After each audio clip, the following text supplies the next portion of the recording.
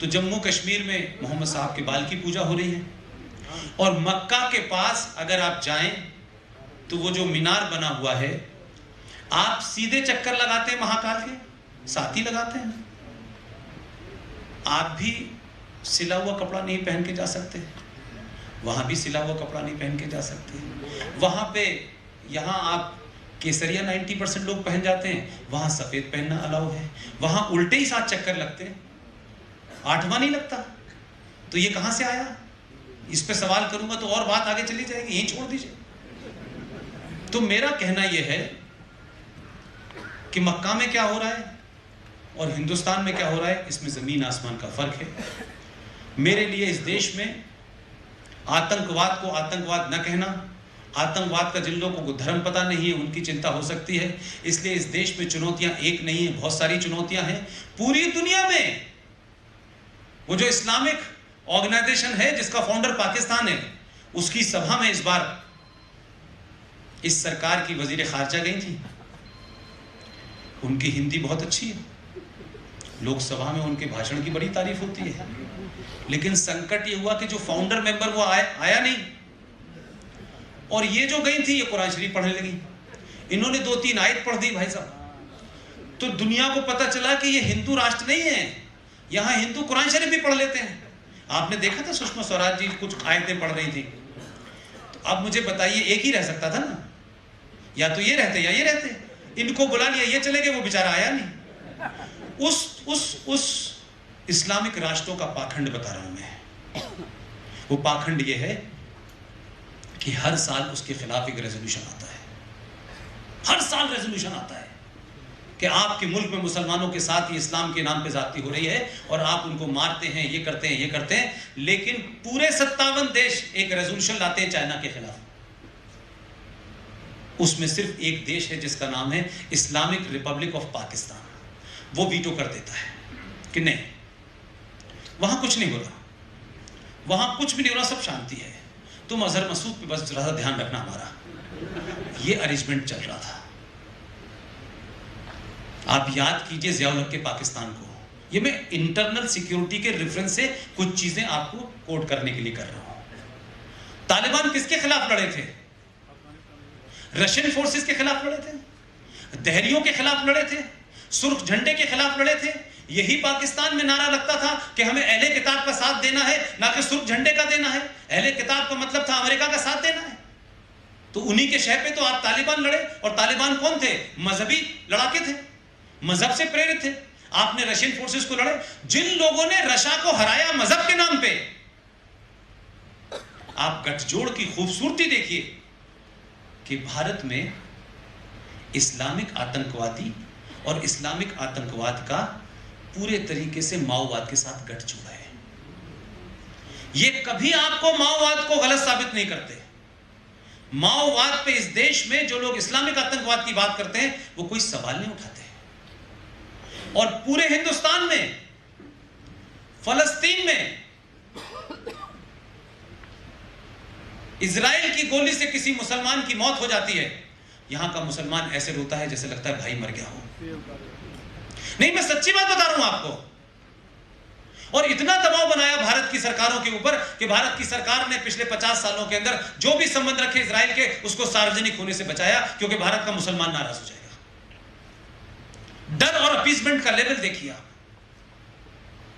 वही मुसलमान, एक धरना कोई बता दे मुझे, एक कोई अखबार में कॉलम बता दे मुझे कि किसी ने चाइना के खिलाफ लिखा हो कि चाइना, भारत, पाकिस्तान, हमारे चाइना के अंदर मुसलमानों के साथ मजहब के नाम पे डिस्क्रिमिनेशन कर रहा है, उनको मार रहा है। जो बात उनकी नहीं मानते हैं उसको गोली मारी जाती है, वो पता ही नहीं चलता कहां चला जाता है। लेकिन इस पे भारत का मुसलमान चुप है। इजराइल की गोली से मरने वाले मुसलमान पे चिल्लाता है। कश्मीर के मुसलमान की बहुत चिंता है इनको, लेकिन इस मुसलमानों ने, चाहे वो सेकुलर हो, कम्युनल हो, जिहादी हो, एक मैंने प्रदर्शन दिल्ली में नहीं देखा कि हम चाइनीज एम्बेसी के खिलाफ एक प्रदर्शन करेंगे कि हमारे मुसलमान भाइयों के साथ ये हो रहा है। चुप्पी है, क्योंकि चाइना भारत को थ्रेट में रखता है, इसकी सैडिस्ट प्लेजर है। इसलिए हम अब उस एजेंडे पे चुप रहेंगे कि जब तक चाइना भारत के खिलाफ है, जब तक चाइना पाकिस्तान की मदद कर रहा है, हम चाइना के खिलाफ क्यों बोलें? ये लॉयल्टी है। इसलिए लोग नहीं बोलते, इसलिए लोग खामोश रहते हैं। इसलिए छोटी सी बात के ऊपर तो भारत में तो लेफ्ट के साथ बड़ा जबरदस्त गठजोड़ है आपका, लेकिन उसी गठजोड़ के मानने वाले से कोई सीताराम येचुरी से नहीं पूछता कि हम सुबह से लेकर शाम तक साथ साथ आपके रहते हैं, आप चाइना में क्यों नहीं कहते कि मुसलमानों के साथ जो जुल्म ज़्यादती हो रही है उसे बंद करें? उस पर चुप्पी है। उसकी चुप्पी और पाकिस्तान की इस्लामिक देशों में चुप्पी बराबर है कि नहीं बराबर है? लेकिन बात कैसे बदली कि जब वो इजराइल गया, एक तो इनको भी कुछ शौक है, उसको भी कुछ शौक है, वो भी पिछले 70 साल से इंतजार में बैठा था कि कोई आ ही नहीं रहा, और अभी जब मिले तो ऐसा लगा कि कुंभ में बिछड़े थे, जिसका सार्वजनिक प्रदर्शन किया गया। मैं उस बात को ह्यूमर के नाते आप तक कहना क्या चाहता हूं, वो ये है कि जब पता चला कि इजराइल जा रहे हैं साहब, तो यहां कुछ लोगों ने झी थोड़ा कुछ करना शुरू किया। उसने सुना ही नहीं, वैसे भी बहुत कम ही सुनता है, अपने लोगों की कम सुनता है, वो चलेगा। फिर वहां जिस तरीके से वो उसको लेके समुद्र के किनारे घूम रहा है, मेरा भाई मोदी, मेरा भाई मोदी आया है, मेरा भाई मोदी आया है, वो सब हो गया है। आप सबको पता होगा इजराइल में एक शहर है हाफिया, और ऑटोनोम एम्पायर, अच्छा ये आया है मेरे पास पहली पर्ची, लेकिन मैं जिस पर्ची की तारीफ करना चाहता था उस तारीफ में अब नहीं कर पाऊंगा। जब मैं मंच पे बैठा था तो मुझे एक पर्ची दी गई और ये कहा कि समय का कोई बंधन नहीं है आपके लिए। ये पहली पर्ची,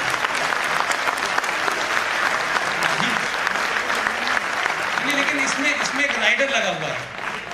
अब ये राइडर की वजह से मानना पड़ेगा, अब ताई बैठी हुई, लोग कहेंगे कि ताई के अंडर पे भी ऐसा हो रहा था। इसमें लिखा है 10 बजने वाले हैं, चुनाव आचार संहिता का पालन करें। कुल मिलाकर के मैं सिर्फ ये कहना चाहता हूं कि वो हाफिया जो शहर था वो ऑटोनोम एम्पायर के अंडर में था। हम में से किसको बताया गया? कभी इस घटना का जिक्र नहीं किया गया, लोगों ने भी नहीं कहा, हिस्टोरियन ने भी नहीं बताया कि ये जो भारत में 3 मूर्ति है, ये जो भारत में 3 मूर्ति का नाम आपसे सुना होगा, जहां भारत के प्रधानमंत्री रहते थे, बस 2 मिनट में खत्म। वो जो 3 मूर्ति है, अरे भाई आप तो अपने घर चले जाएंगे, कार खड़ी हुई, मुझे बॉम्बे यही लोग भेजेंगे, अगर टिकट नहीं दी तो मैं कहां जाऊंगा? थोड़ा तो ख्याल मेरा भी कर लें। मैं जो बात आपको समझाना चाह रहा हूं, ये जो 3 मूर्ति चौक है दिल्ली में, इसके बारे में किसी को पता था? किसी को नहीं पता था। जो इजराइल का शहर हाफिया शहर है वो ऑटोनोम एम्पायर के अंडर में था। तो भारत की 3 कैवलरी के उसमें सिंबल बने हुए हैं, उसमें शायद एक मराठा है, तीनों भारतीय सेनाओं के सिंबल है। ये वो तीनों सेनाएं थी जिन्होंने जाकर के हाफिया उस शहर को ऑटोनोम एम्पायर की फौज से आजाद कराया था। मैंने फिर कहा आपको 5000 साल पुरानी सभ्यता का बोध ना हो जाए, आपको अपने माजी पे गर्व ना होने लगे, आपके अंदर वो पुरुषार्थ पैदा ना हो जाए, इसलिए इस देश में आपको इतिहास ऐसा पढ़ाया गया कि आप सुबह निकले तो घर के बाहर औरंगजेब रोड देखें, घर के बाहर आप बाबर रोड देखें, आप जिंदगी भर इसी कुंठा में रहे, क्योंकि आप सच जान गए तो आपसे ज्यादा दुनिया में ताकतवर कोई नहीं होगा। इसलिए आपके इतिहास में नेताओं ने जानबूझ के आपको यह पढ़ाया, सच बात नहीं बताई कि अपने ऊपर गर्व करो कि तुम्हारे पूर्वजों ने पूरी दुनिया में क्या क्या करा और तुमने दुनिया को क्या क्या दिया, ये पता ना चले। इसलिए आपकी हिस्ट्री में अकबर महान, बाबर महान, औरंगजेब महान, यही पढ़ाया जा रहा है जिनके बारे में हमें पता है कि हमारी माँ बहनों के साथ क्या किया गया, हम वही पढ़ते हैं। लिहाजा हमने सोच लिया है कि हम बौने लोग हैं, आप बौने नहीं हैं। अपने इतिहास को जानिए, अपने आप को जानिए, अपने पे विश्वास रखिए। दुनिया में आपसी कोई कौम पैदा नहीं हुई है, लेकिन अपने पुरुषार्थ को जगाइए। वो पुरुषार्थ कब जगा? छोटी छोटी बात का मतलब बता रहा हूं मैं आपको। वो क्या हुआ कि जब वो वहां गए तो आपके देश में उसकी रद्द-ए-अमल इसलिए नहीं हुआ कि आपके देश के अंदर बड़े secularism, communalism, political right wing का चक्कर है। उन्होंने हाफिया शहर की जो स्कूल की किताबें थी उसमें इन तीनों सेनाओं के गौरवशाली इतिहास को कोर्स में जोड़ दिया। ये 5 साल पुरानी कहानी है, लेकिन हम जो हमारे गौरवशाली इतिहास को जानते भी हैं, हमको बताना भी चाहते हैं, हम उनके साथ भी रेसिप्रोकेट नहीं करते हैं। अभी क्या हुआ, जब वो भाई इधर आया तो ये भाई लेके घूमा उसको। तो इन्होंने क्या किया कि 3 मूर्ति चौक का नाम अब हो गया है 3 मूर्ति हाफिया चौक। अब जब जिस आने वाली जनरेशन को जब ये पूछेगी कि 3 मूर्ति क्या है और ये हाफिया क्या है, तो इतिहास पता चलेगा, और जब इतिहास पता चलेगा तो उसे अपने पूर्वजों पे गर्व होगा। छोटी छोटी बात का मतलब है। आखिरी बात कह के मैं समाप्त करता हूं। पहली मन की बात सुनी थी मन की बात? नहीं, मैं सच में पूछ रहा हूं, कोई मतलब की बात थी या नहीं थी, मुझे एक ही बात मतलब की लगती है। मैं इसलिए रिपीट कर रहा हूं कि ऐसा नहीं है कि आपने जिसे जिता दिया है वो जाकर के वो सड़क ही बना रहा है, वो डेवलपमेंट ही हो रहा है, वो तो हो ही रहा है। उसकी जो लिमिटेशन है, मैं फिर कह रहा हूं, मेरे जीवन में कोई पार्टी का कोई लेना देना नहीं है, मैं वोट भी कभी नहीं दे पाता हूं बहुत सारे समय में, लेकिन अगर किसी के अंदर ने कोई अच्छी बात कही है तो उस अच्छी बात को अच्छी कहने से शर्माना नहीं चाहिए कि मेरे कहने से ये हो जाएगा वो हो जाएगा। मैं कौन हूं? पहली मन की बात और पहली पार्लियामेंट के भाषण को एक एक लाइन सिर्फ उसमें से याद रखनी थी, बाकी सब छोड़ देना था, तो आपको पता चल जाता इसका रास्ता किधर है। पहली मन की बात में एक छोटी सी कहानी सुनाई उसने। संवैधानिक पद पे बैठा हुआ है, उसकी लिमिटेशन को समझिए, वो मेरी तरह नहीं बोल सकता भाई। उसने एक ही कहानी सुनाई, और वो कहानी जिनके लिए थी पता नहीं उनकी समझ में आया नहीं, दुश्मनों को समझ में आ गया कि ये कुछ और कह रहा है, ये कुछ और कह रहा भाई, तो घबराहट हुई। उस मन की कहानी में छोटी सी कहानी ये थी कि एक शेर और शेरनी जंगल में अपने 4 बच्चों के साथ जा रहे थे, और शेर शेरनी ने एक भेड़ों का ग्रुप आया, तो शेर और शेरनी की उनकी एक प्रवृत्ति होती है कि वो शिकार करते हैं। शेर शेरनी शिकार करने के लिए आगे दौड़ गए, काफी दूर निकल गए, उनके 4 बच्चों में से 3 बच्चे भाग भाग के माँ बाप के साथ चले गए और शिकार करके शेर शेरनी जंगल में चले गए। पीछे देखा उनके 3 बच्चे हैं, बात खत्म हो गई। कई साल गुजर गए, 700 साल गुजर गए, पता ही नहीं चला। लेकिन एक दिन शेरनी जब वापस उधर आई तो उसने देखा कि भेड़ों के झुंड में एक बच्चा कुछ उसे अपना जैसा लग रहा है, तो वो उसके पास गई, उससे कहा कि तू शेर का बच्चा है। वो उससे बोला नहीं मैं सेकुलर हूँ। तू शेर का बच्चा? नहीं मैं सेकुलर हूँ। नहीं मैं क्या, मैं तो भेड़ों के बीच में भी रह लेता हूँ। उसको बहुत देर तक समझाया, वो समझ नहीं पाया। शेरनी बड़ी चिंतित हुई। फिर शेरनी ने कहा कि चल तेरे साथ चल मेरे साथ, और एक कुएं के पास ले गई और अपनी शक्ल दिखाई और उससे कहा तू अपनी शक्ल देख, और उससे कहा देख जो तेरी शक्ल है वो मेरी शक्ल है। बड़ी कोशिश की उसने, आखिर में उसको कुछ एहसास हुआ कि ये कुछ शक्ल मेरी लगती। फिर उसके बाद शेरनी ने दहाड़ मारी, तो जब उसने दहाड़ी शेरनी तो उस बच्चे को भी एहसास हुआ, वो भी दहाड़ा, और उसके बाद वो मान गया कि मैं तेरा बेटा हूँ। तो 2014 में बटन दबाने के बाद आपको एहसास हो गया कि 700 साल के बाद आप भी शेर हैं। आपको अपने होने का गर्व होना चाहिए। आप रास्ता भटक गए थे, कुछ हालात बदल गए थे, कुछ लोगों ने ऐसे हालात कर दिए कि आप अपनी पहचान भूल गए। अगर आपको किसी ने अपनी पहचान की याद दिला दी है तो पूरी ताकत से आप कहिए हम शेर की औलाद हैं, हम भेड़ियों की औलाद नहीं है। लिहाजा कटना बंद कर दीजिए। इसलिए मैं कह रहा हूं आचार संहिता का उल्लंघन ना हो, मेरे जाने के बाद यहाँ के लोगों को दिक्कत ना हो, ऐसी मेरी कोई मंशा नहीं है।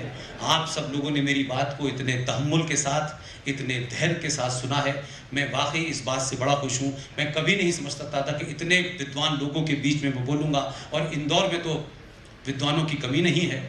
अब ऐसी जगह ताई बैठी हूँ, मेरा बेटा अक्सर जब भी ताई को देखता था वो कहता था कि ये दिन में कितनी बार प्लीज़ प्लीज़ प्लीज़ कहती है, तो वो परेशान रहता था। मैंने कहा यार पता नहीं, मैंने कहा पूरे 5 साल का काउंट करो, पता नहीं इतनी प्लीज़ किसी ने बोली होगी कि नहीं बोली होगी।